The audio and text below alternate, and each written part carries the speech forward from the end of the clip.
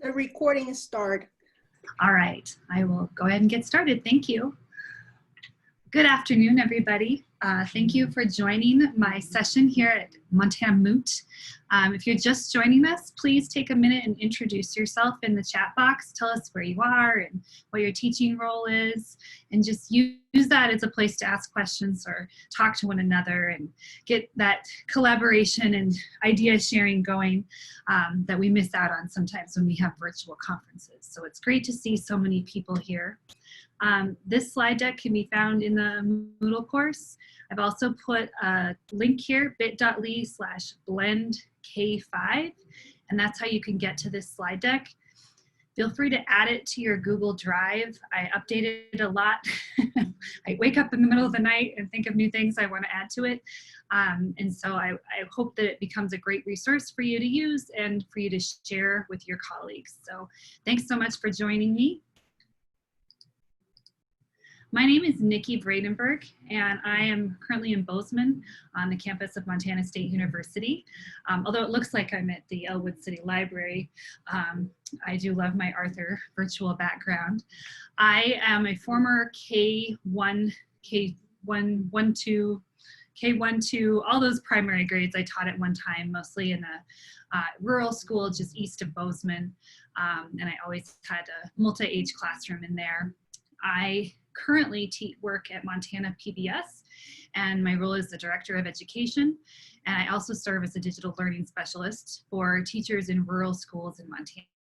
And I've had the pleasure of working in Livingston, Three Forks, and Amsterdam for the past 3 school years, supporting teachers to use technology in their classrooms. A variety of things. I go to schools and I model lessons. I meet with teachers during their planning time. I do after school training and go to conferences and do a lot of the virtual things as we're all doing right now. So I'm excited to be here today and share resources for blended learning in the elementary classroom. So this is going to be fast and furious because I only have 15 minutes. I won't get through the whole slide deck. That's why I say to add it to your drive and return to it later. I tried to annotate each slide with some description and even more links so you could really see this as a growing resource for you to add to your collection. If you like things in a more linear form, I've also created a Wakelet collection, and it's linked on this slide. That Wakelet collection has all of the resources that I'll be sharing and that I included in this slide deck, but it has them just stacked on top of one another, so you can kind of just scroll down and find it that way. But feel free to ask questions as I'm talking. If you don't want to chat and you'd rather email me on the side, that's fine too. I'm excited to talk with you about all of this today. So I'm guided by this quote from George Couros, that technology is a tool and great teachers use it in the best way. It'll never replace those amazing relationships we have with students and that face-to-face time, but armed with technology and the know-how about how to use it well, we can do some really amazing things with students. Today we're going to talk about blended learning, and I've met with a lot of teachers that feel like blended learning is something that's happening to them as a result of the pandemic, and it's that thing their school is making them do this year. And what I hear when I hear teachers say things like that is that they probably just are confusing it with the latest buzzword. And I wanted to talk about what it is and how it matches with some other terms that we see out there, and give you some resources based in research that help you look at your blended learning practices and hopefully see them already existing in your teaching life. We're going to talk about evaluating tools. I could never point out to this one tool is the best for this. I just couldn't, because the minute I chose one, a new one would come out. It's hard to keep up. But what I do want to give you is just some guiding questions that you can use when you're evaluating tools and figuring out what works for your students and what works for you. I want to talk a lot about feedback, because I think there's so many amazing feedback opportunities in the blended classroom, and it should be at the forefront of all of our lesson planning. I definitely want to show you some classroom examples, and I will tell you a lot of stories about when I was teaching, some from the K-1 and the year I got to teach 4th and 5th grade. And hopefully, if you see some of these things in action, it won't feel like such a new idea, and hopefully it'll give you some inspiration for trying something new next year. And I never get to this in quite an hour, but it's there. Inquiry-based projects. So some things we can do using digital tools, more self-paced things that are inquiry-based, more hands-on, things like Genius Hour and Makerspace, and hopefully I can share some stories about that. So I want to go to, this is the interactive portion, is I've created a parking lot, and that is a Padlet wall. So you can click on the Padlet on the slide right here, and that will take you to a Padlet wall.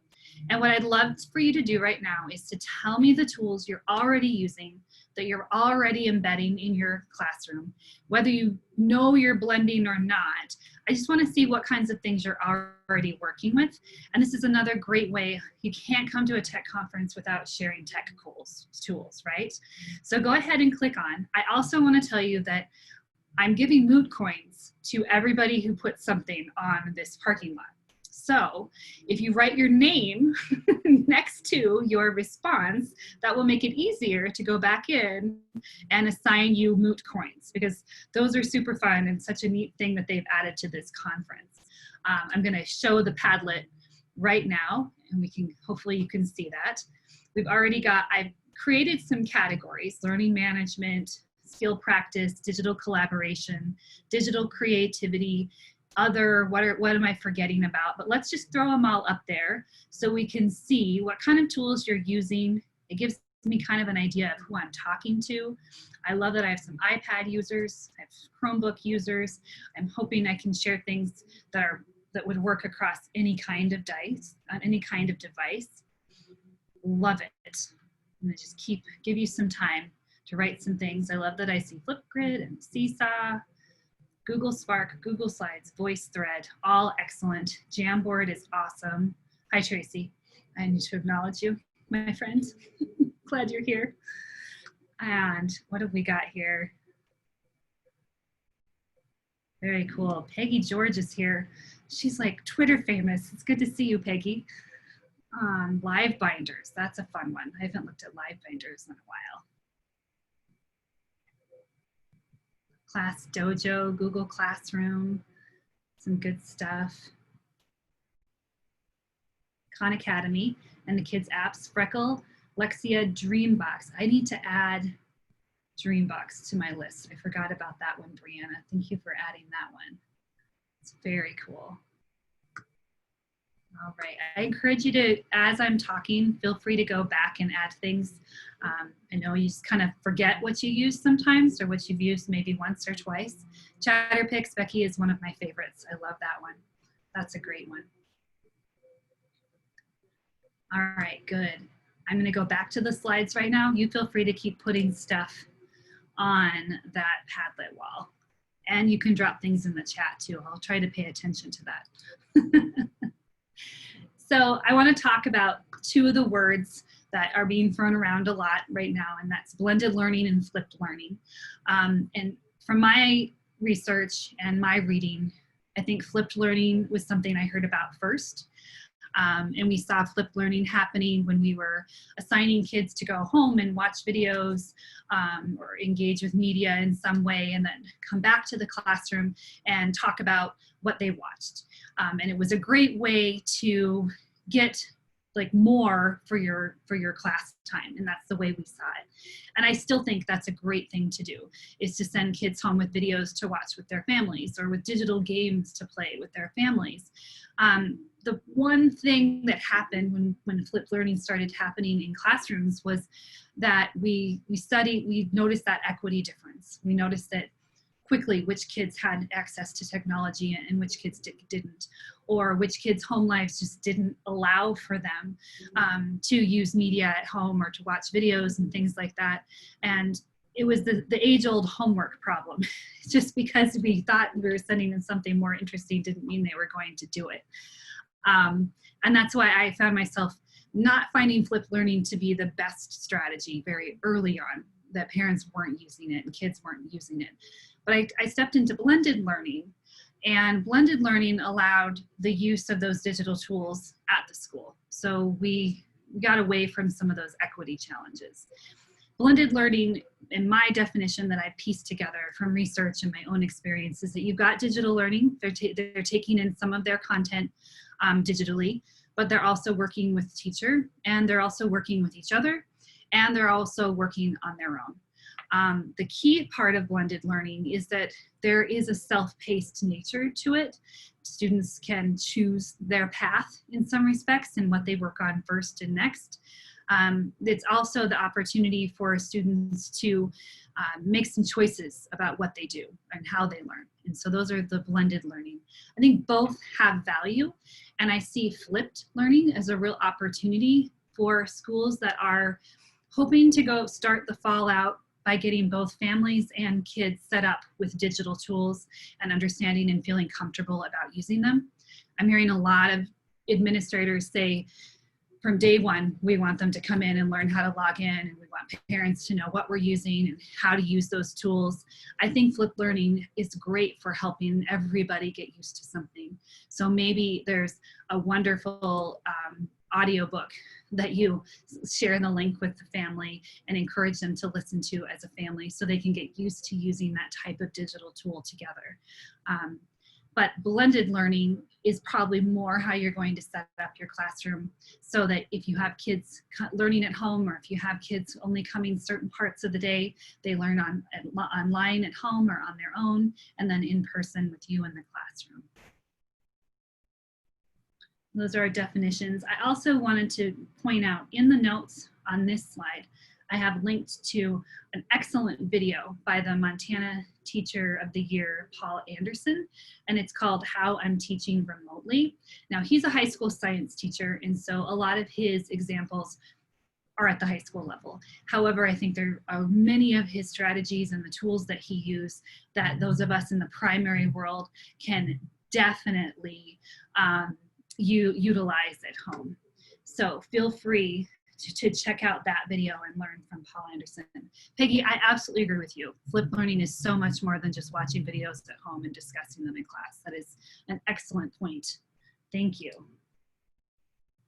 So my journey into blended learning started with this vision I had for my classroom, in that I knew that the engagement was higher when I worked with my kids in small groups or one-on-one, especially with kindergarten and first grade. I knew I couldn't be effective when they were in front of me in a whole group. And I often, more than anything, just had classroom management issues. And I really had this vision for them to look out on my classroom and just see kids spread out across the room, working together or on their own with me, and feeling comfortable to use whatever tools they needed at that time to work through the content at their own pace, at their own level. I also wanted them from day one to get used to using technology. I was teaching in a classroom where we had iPads, and we had a one-to-one iPad classroom for the last few years that I was there. And it was important that they learned to use those tools and get comfortable with them in the very first week of school. And not just them, but their parents too. So I embedded a lot of activities and a lot of time in the first month of school, helping kids and their parents get really comfortable with those digital tools and with the things that we'd be using. I think these practices will transition families to home learning as well. And I'll reference that a lot when we talk about this. So there are a couple of resources that I want to share with you that are worth checking out. This one I found that was recommended to me by Jesse Anderson, who's another expert in blended learning, Moonshots in Education. I would recommend the first few chapters of this, as it gives you some really nice frameworks and ideas for what kinds of things do we need to establish in our learning environment for blended learning to work. Starting with a classroom community that enables trust and respect, independence, collaboration, and kindness. There's especially some really great examples of the rotation model as well as the enriched virtual model, which is what I think a lot of schools are looking at for the fall in these first few chapters, including some real world examples of what this looked like in their schools. The latter part of the book is that higher education, high school and college level. And so those of us in primary may not find it to be as relevant, but I think it's still worth picking up and piecing through. And the website that supports this book is really helpful and has a lot of great tools for checking out. Yes, the fewer clicks, the better. Absolutely, I agree with that. I'm going to get a t-shirt that says that. The next resource I want to share is Caitlin Tucker. She is sort of all over Twitter as a blended learning guru. My book disappears into my virtual background there. Caitlin Tucker is another secondary teacher who's written a lot of books and resources about blended learning. However, when I page through her things and read her blog, I don't feel like she's just speaking to high school teachers. I hear practices that work in the primary grades as well. These books are not ones you have to read cover to cover. They're ones that you can open up and just kind of look for a suggestion. Oops, I jumped back there. And kind of look for whatever ideas that you might be interested in at the time, and you can kind of piecemeal find what you're looking for. Her blog is excellent, and she also has a Facebook page that she updates quite frequently. So this is a great resource. She shares templates for activities, Google Form activities, and things like that. So there's a lot of great resources on that website.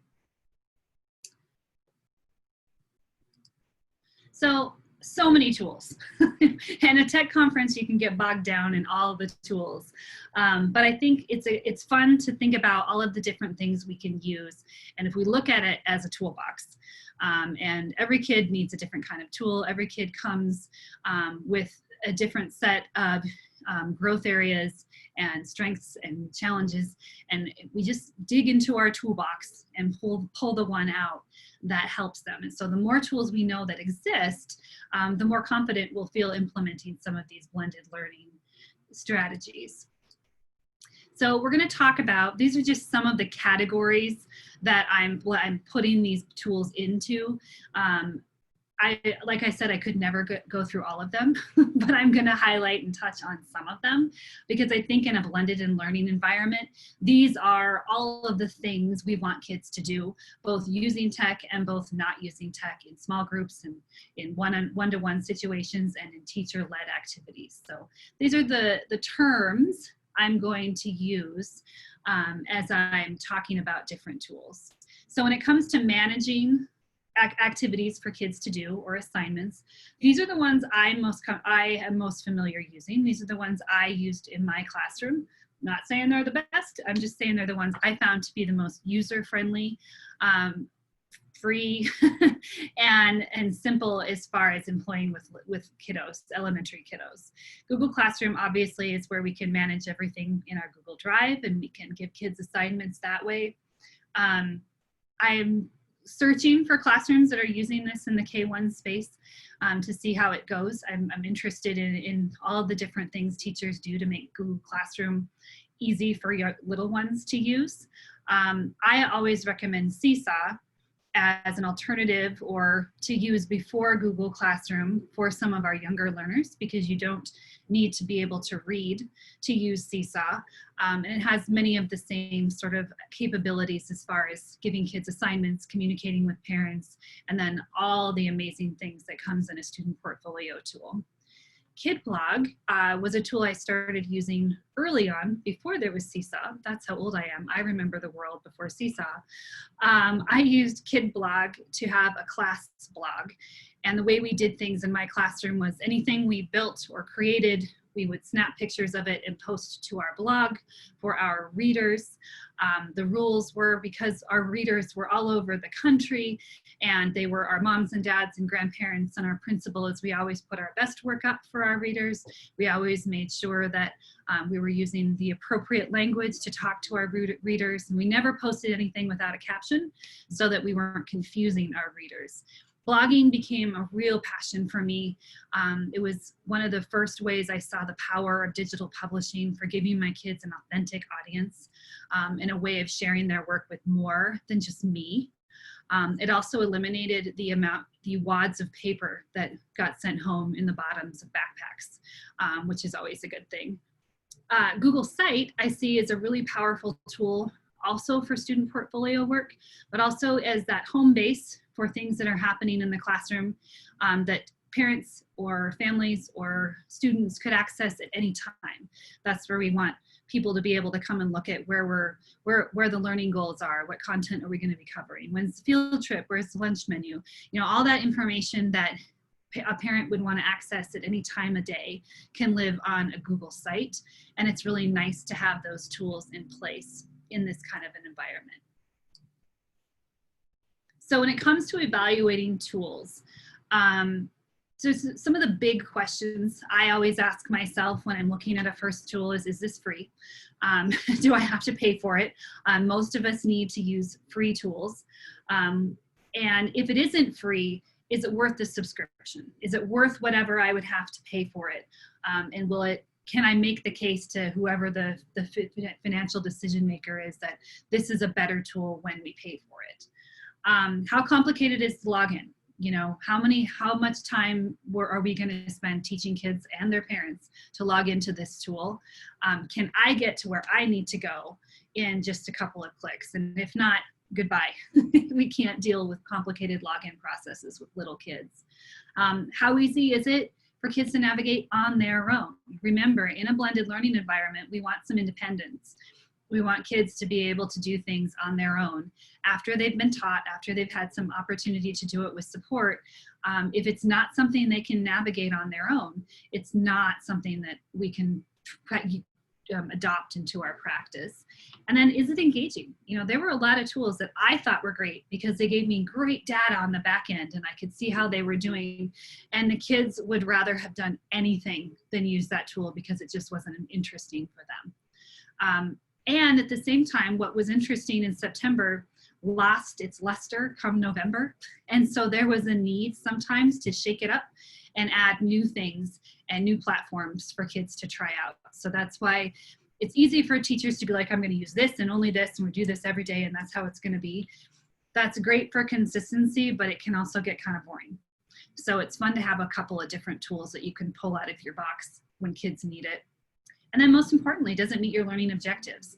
Do the kids learn what they need to learn when they use or work with this tool?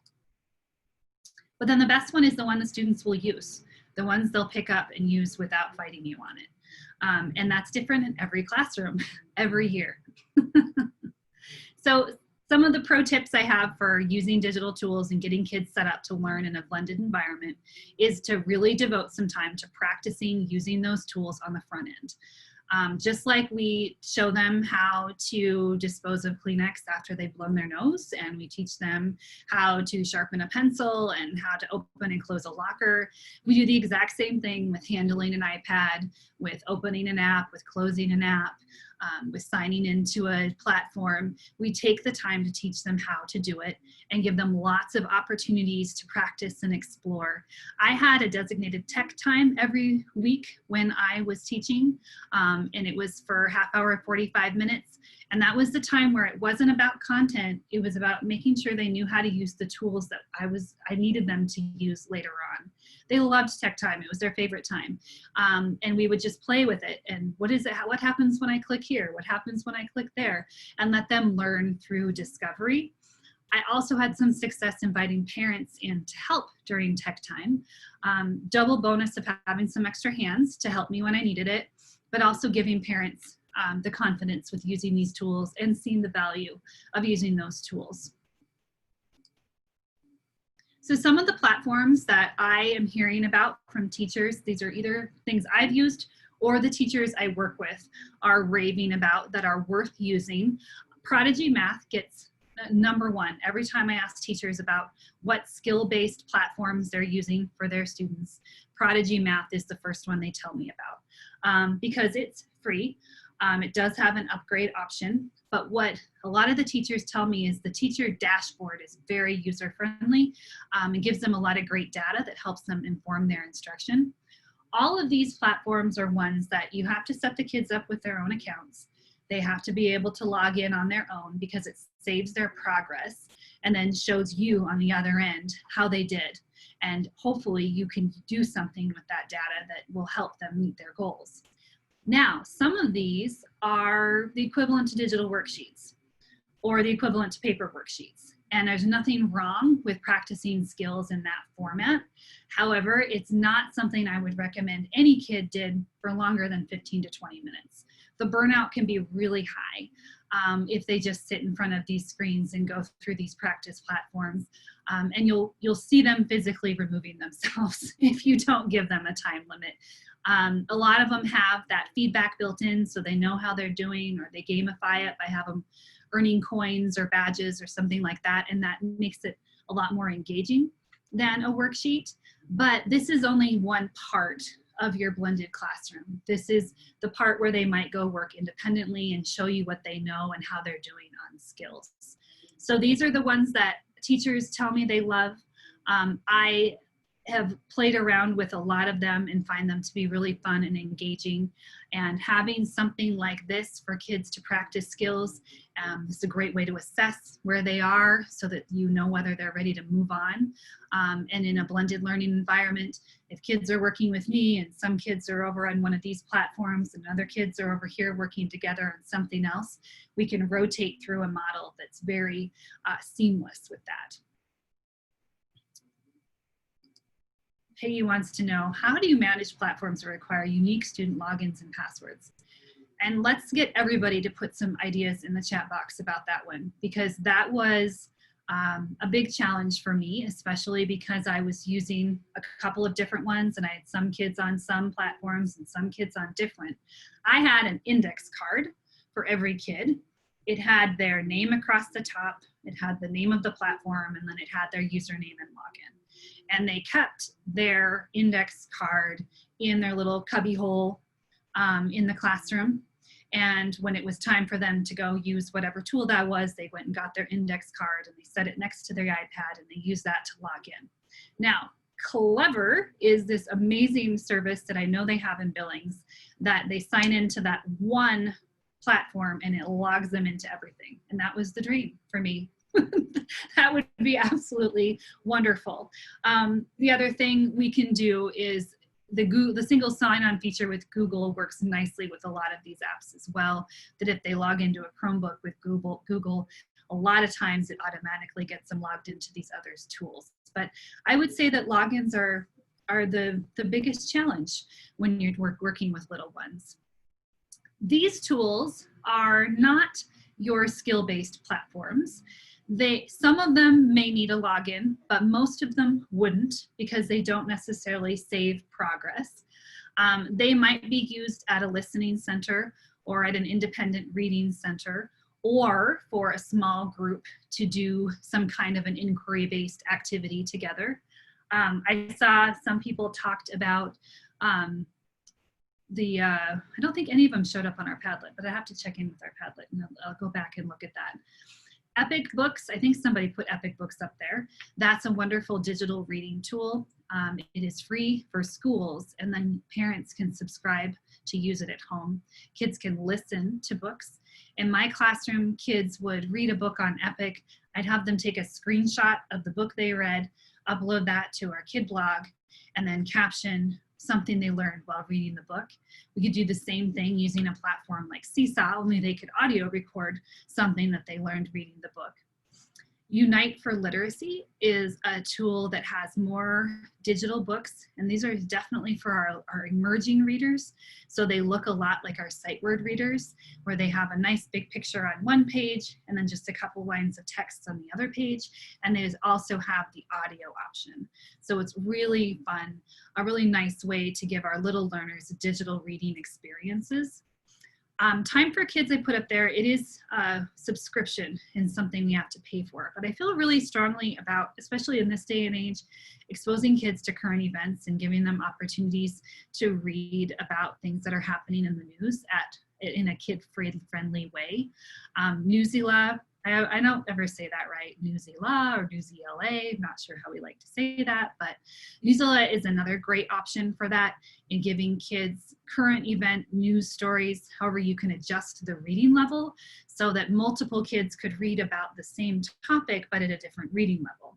The downside of that is it's only for grades about 3 and up. I often use Newsela for my really strong readers. So if I had those kids that were reading at a higher level, and I always had 1 or 2 that were reading 1 or 2 grade levels above where they were supposed to be. And so I'd go and find things on Newsela for them to read, and it was nice to be able to adjust the reading levels that way. I'm told that the free level of Newsela is perfectly fine. Subscribing to it gives you some more digital features like annotation and highlighting and reflection and teacher dashboards. You can kind of see what teachers are doing. Terry says it has audio options and Spanish translation, so that's great too. So it's a really great tool for digital reading. And then again, it's one that you'd want to talk about. Is it worth the money? You know, would I get some really great features if we paid for it? I've also got linked a really great page on Common Sense Media with podcasts for kids.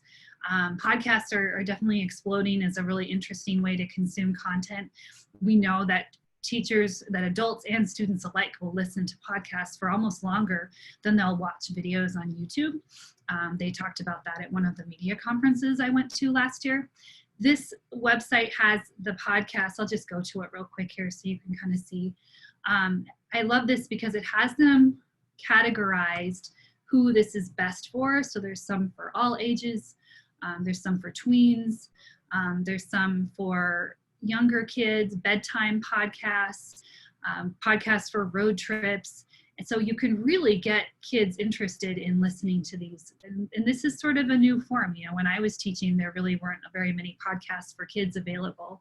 And I love the idea of having kids listen to podcasts and then challenging them to record or make their own podcasts later. I've also got on here, go back. It's stuck. There we go. Our website, PBS Learning Media. Hopefully you have heard of that site. That's our free resource for teachers that features a large number of videos, games, and other types of media for teaching. It is free and it is a K-12 resource. PBS stations from all over the country upload content. Some of it is bite-sized pieces of documentaries with discussion questions and graphic organizers that go along with them. Others of it is full-on interactive games or self-paced lessons that you might use with students. There's a lot of PBS Kids programming content on Learning Media. So if you're looking for ways to use The Cat in the Hat with kids or Daniel Tiger, there's whole collections supported by those programs on that website. So I really encourage checking that out. My other favorite is Wonderopolis, which is such a great website for getting kids to just think and wonder about a topic. And I'll share a little bit about how I used Wonderopolis when I was teaching. Now, the other way to get content in a blended learning classroom is to do it yourself. And I think a lot of teachers got introduced to this during shelter in place and during remote learning. You could comb the internet for the content that you're looking for to teach what you want to teach and just not quite find it. And so then the next best thing is to make something on your own. And kids love it when their teachers make content. They love to see their teacher. They love to hear their teacher's voice. Sometimes as teachers, we explain things better than anybody on the internet could ever do that. I highly encourage you to get really comfortable screencasting because I think that's creating a slide deck like this one and then bringing up a screencasting tool to talk through each of those slides is a really natural and fairly easy way to get content out to teachers. I've listed some of the tools that I've used and that I know other teachers have used that are great for screencasting. I think Loom is one of my favorites, and I know Dan did a session on Loom earlier today. I like Loom just because it lives on the Loom website, and so it's an alternative to sending kids to YouTube. And because I had families that weren't comfortable having their kids use YouTube, and so I think Loom is a super fun tool that he just lives on that website. It also lets you change the size of your face in the screencast. So it can be a little circle in the corner, it could be a medium-sized circle, or it could take up the whole screen. And you can toggle between that as you're talking. After you choose your screencasting platform, then you make your slide deck. And I'm talking over a slide deck right now. I have teachers who feel nervous about making slide presentations because they don't feel like designers, right? We're not graphic designers, we're educators. Some of us are better at it than others. I find going to these websites where there are templates already made is a great place to start. So Slides Carnival, Slides Go, Slides Mania are all free websites where you can find free templates that are just super cute and put together, and all you have to do is go in and put your own content in there. This slide deck is from the Slides Go website, and I just went in and put things on there. I also recommend using these template websites with students who are often paralyzed by the design choices they have when we ask them to make slide presentations. And this sort of takes that element away. Once they choose a template, they just go in and choose what text they want to put in there. And then the next one is the audio. And like I said, if we talk about podcasts, I think a longer form way to get content to kids instead of recording a video could be to do it in podcast form and encourage kids to listen to you sharing whatever content you're telling. Maybe it's a great story you want to tell. Maybe it's something you want to read and reflect on, and then giving kids the opportunity to just listen while also encouraging them to maybe work with Play-Doh or draw pictures while they're listening to that content. I liked the second one for that, Voice Record Pro, because I could put it on my iPhone and I could just record things very quickly and then upload it to YouTube as an audio file and just share the link to YouTube when I wanted kids to listen to things. I used Voice Record Pro to make audiobooks for the picture books in my classroom. So I just recorded myself reading the book, and then I created a QR code that was linked to that audio and taped it on the book, and then the kids would go and scan the QR code and listen to me reading the book. I talked other people in my building into coming and reading the books so that it wasn't just my voice they heard, and so they'd love picking up books from the listening center and scanning the code and hearing, oh, it's the principal, oh, it's the music teacher, and that was a fun way to build that community between kids and other staff in my building as well. Anchor, SpeakPipe, and Audacity were suggested to me by the last webinar I did this session by other teachers as using this for podcasting platforms. So definitely check those out. I'm not going to play this video, but I think Peggy put something in there about the hardest part about screencasting is being a perfectionist and not wanting to put something up that's embarrassing. This is my very first screencast video, and it is more than embarrassing. It is awful. And I put it in here so that you can watch it on your own, and you can just be like, oh my gosh, I can totally do this if that's the level of quality. This is screenshots taken on my iPad and then put into Explain Everything, and then me talking over the screenshots and writing with my finger as I was talking. Horrible, horrible video. But here's what happened when I made this video. I did it as just a total experiment. I just want to see what happens if I deliver the content to the kids using this video. Now, I pushed play, and I honestly started laughing because I'd never seen my kids more attentive during anything we had done than this horrible video. Like they were just dead on focusing on this awful video. And then they asked to watch it again and again and again. And what they loved about it was that it was me and it was simple. And for some kids, it was, well, I could do better than that. Suddenly it was like this very low measuring stick for creating videos that these kids were like, oh yeah, if that's what she thinks is a good video, I'll show her I can do something better than that. And it really inspired them to, at that time, learn to use Explain Everything and learn to use it as a way to share what they knew. The next day we had a kid who was absent, and the kids asked if I could show the video to him. so that he could learn from the video. I walked by the iPad area one day where they were getting some choice time and they were watching the video. So what was really an awful video for me was pretty successful, and a real eye-opener for me is just, it doesn't have to be good. It can just totally be whatever we slap together and share with the kids, and the worst that will happen is they'll want to make something better. So the other fun thing that I love in a blended environment is what we call playful learning using digital tools. We can also refer to it as game-based learning or gamified learning. And this is just using digital games to learn. And I always told the kids, I'm going to trick you into learning today. I'm going to let you play games. And I think sometimes there's a stigma out there about letting kids play games on technology in the classroom, because it might look like they're messing around, or it might look like they're not on task.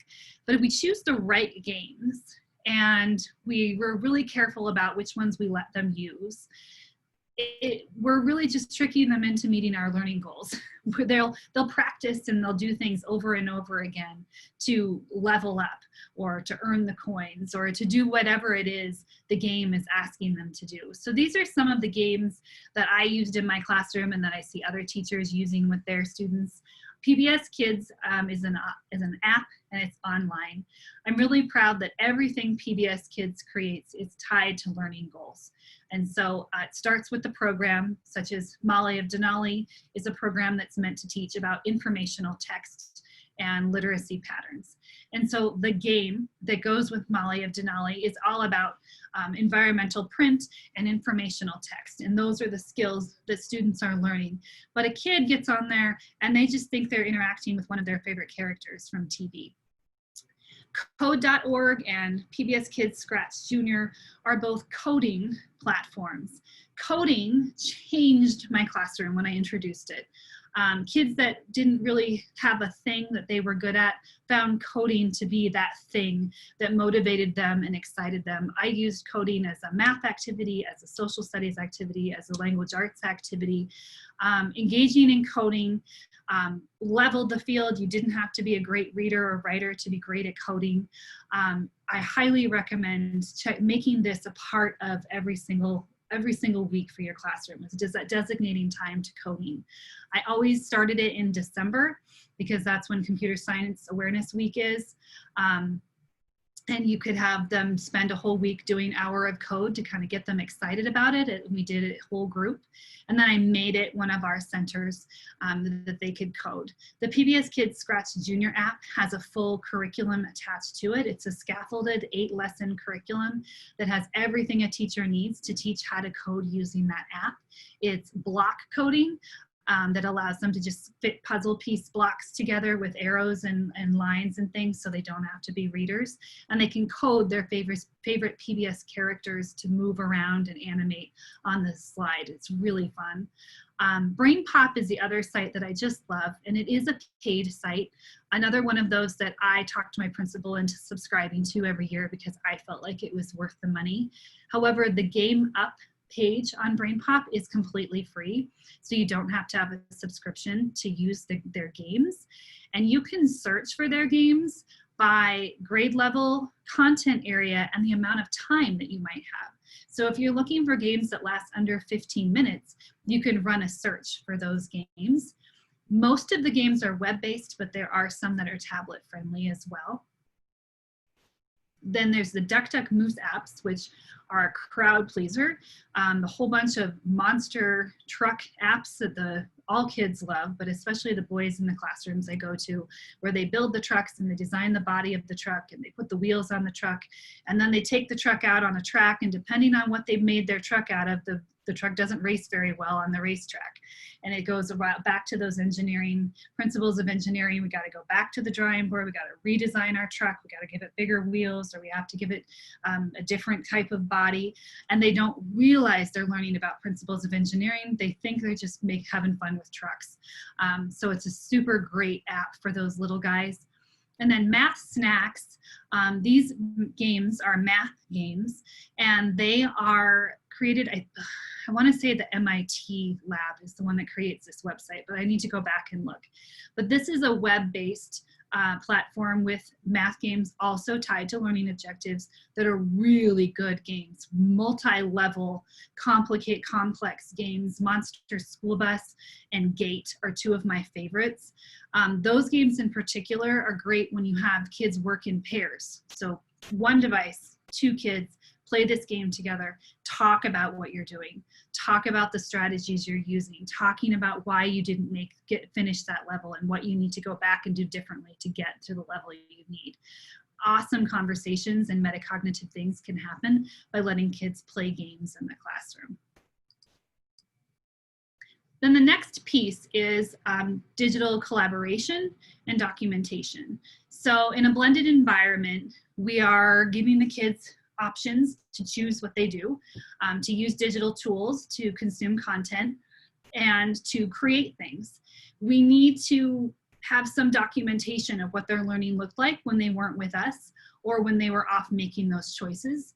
And tools like Seesaw and KidBlog, Padlet, and Flipgrid are my favorite. Those are the top 4 for having kids document their learning or working together to produce a digital product that shows what they're learning or to describe whatever process they went through while they were doing something. So Seesaw, of course, it's a student portfolio tool. It allows kids to post things. They can like each other's work. They can comment on each other's work. Mom and dad can leave comments and like things. We had the same thing with KidBlog. Padlet, you just used that. You put in text, but we could also put in photos and videos and links to other websites. I did a great Padlet activity with a classroom where we put it out on Twitter and we asked schools to take pictures of what their playground looked like and to put the date and the time that they took a picture of that playground. And we got to see schools all over the world and all over the country and look at the differences in their playgrounds just by looking at this Padlet wall. We had a classroom in Turkey, classrooms all over Montana and the East Coast, in Canada, and so we got to look at the seasonal changes. I think the one in North Dakota, it was early October and they had like a foot of snow on their playground already. So it was fun to have conversations about weather patterns, all just by sharing this link to a Padlet with other teachers. Flipgrid is a wonderful, amazing, rich tool for having kids video themselves talking, short, quick videos, responding to some kind of a prompt or sharing feedback about something that they are doing. And then they populate on a grid, and then they can record video responses for each other. It has great annotation tools built in. They can pixelate their faces. They can go crazy with stickers and emojis. The best one during shelter in place was the 3rd grade teacher in Three Forks that asked her kids, the prompt was, and this was a way for her to stay connected to them and keep their classroom community strong, was tell me about something good that's come out of being at home and learning at home. Share something that you've done during this time that you wouldn't have done otherwise. And this adorable kid comes on and he goes, well, I started a business. I have chickens and I'm selling eggs. And he began to just detail his chicken business on this little video, and his classmates got to record video responses about his chicken business. And it was similar to the same conversation they may have had in the classroom, but they could do that remotely as well. So a lot of opportunities with Flipgrid. So I want to talk about feedback, because I think in a blended environment, you have the opportunity to give a lot of different types of feedback, and you have possibly less paper, which I hated taking boxes of paper home with me or carrying boxes of paper with me around to whatever little workspace I could find to try and comment on things. I loved the fact that we could, with the digital tools, allowed that to be a little bit more paperless. I'm getting questions. Can students comment on students' work on Seesaw? Yes, if you have that set up in your settings, I believe, but I might let Tracy answer that just in case I'm wrong on that one. But I think if you have it set up in your settings, they could. I think the teacher has to do that. Okay, so no, they can't. They can like each other's stuff, but I don't think they can leave each other comments. Good question. That's where I liked KidBlog for student commenting features. So this is an example of what a seesaw activity, how feedback can look. This is a seesaw activity. It's basically a digital worksheet where the student had to draw a line between the letter and the picture. And hopefully there's also like an audio component attached to this where the student reflects or talks about something to do with this page. But as a teacher, I can choose to like this, and that's like drawing the star on the paper or stamping the work and acknowledging that you saw it. That's what the like is, or I can leave a comment. And when this is posted, parents can also do those things. They can like it or leave a comment. Another option in Seesaw is to give students video feedback. And so as a teacher, I would open up Seesaw and I would choose post to student journal and I would choose video. It would take the open the webcam up and I could start talking as if I was talking to the student. I might say, I read your paragraph and you were supposed to highlight context clues, but you missed a couple. So would you go back and do this, this, and this? And then I could post it to just that student's journal and that student would get it and they would get that video feedback from me. Video feedback is really powerful, and when we were doing Learn at Home, we found that to be really helpful for my daughter and her teacher. Sometimes just didn't quite get something, and so her teacher would just film a quick video or a quick screencast and send it to her explaining what she needed to know, and then she'd be on her way. So it's another great way and a little bit faster than writing things out. And for our emergent readers, this is the equivalent to them meeting with you and getting feedback from you. I want to go back one more thing about feedback before I get to this part. I learned the hard way though, that as teachers, we can provide all of this feedback and we can write comments and we can record videos, but it falls flat if we don't tell them to go read it or tell them to go watch it. And so I was realized that I hadn't built time in my day to encourage kids to go and look at their feedback. And so I would start every one of our station rotation times with, and the first thing I want you to do is pick up your iPad and look at any of the feedback I left or that your parents left. And just got used to that becoming a habit, because kids, I mean, really, if you don't tell them to do it, they won't find it on their own. Some of them might, but most of them won't. And so I really embedded that natural, go back and look at your feedback before you start your new work, so that it wasn't just not getting watched, so that it could actually be used and viewed. So I think I'm at the end. I think I had to stop at 1:50, but I do want to just real quick go through some of these last slides and talk about some of the station rotations. So in a blended environment, here's where I hope most elementary teachers see that they're using blended learning already, is that they are using a station rotation and kids are rotating through some digital tools and some time by themselves and time working with their teachers. So what it might look like is listening to a podcast at one station, reading a book at another, playing a game either with or without technology, working on a skill practice platform, and then meeting with their teacher and rotating through in that kind of an environment. And that's what I wanted my whole day to look like. This is an example of something of Catlin Tucker has come up with. This is just helping teachers see that there's an online station, an offline station, and then a teacher-led station. So another great visual for blended learning. And then just, these are some examples of what they might do at a station. And then the last thing I'll show is menus, choice boards, and playlists. I love using menus because I could live with all of these choices. I was happy if my kids did any of these things. There was always posting it to Seesaw or putting it on our class blog, so that digital documentation was always built in. So if they were across the room doing something on their own, I could go check in later on to see how they did. So I'm going to stop right there. If there are any questions, feel free to put them in the chat or send me an email. I'll stay on for a little bit in case anybody has any questions. I tried to monitor comments, but they went fast. Thank you so much for coming to my session today, and I am looking forward to talking with you again tomorrow. I'll be doing digital tools for parent communication tomorrow morning, and I hope some of you will tune in.